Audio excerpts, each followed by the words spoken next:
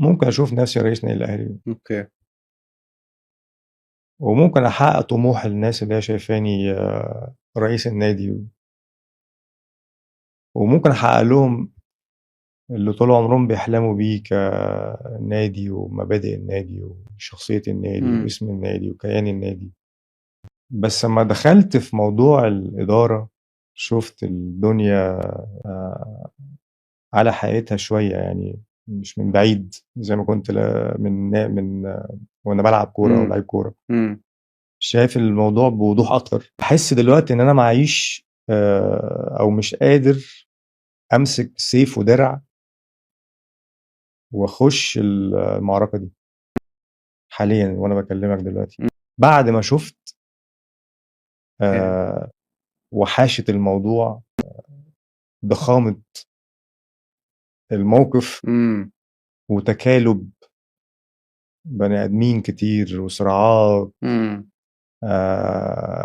كبيرة قوي، ان هي تبقى في الحتة دي، او آه، عندها تطلعات، او هي عندها غرض تدي البني ادم اللي الجمهور شايف ان هو ممكن يبقى رئيس النادي ويحقق طموح النادي امم فيه، بس بديوب وكتف، امم بخنجر، امم بمش عارف ايه. اهم حاجة ان البني ادم اللي هو حسام غالي ده، الانطباع اللي متاخد من الجمهور انه يبقى رئيس النادي الاهلي، لا، ان احنا نخلي نشوه الصورة دي، امم او نخلي الانطباع يتاخد ده غلط.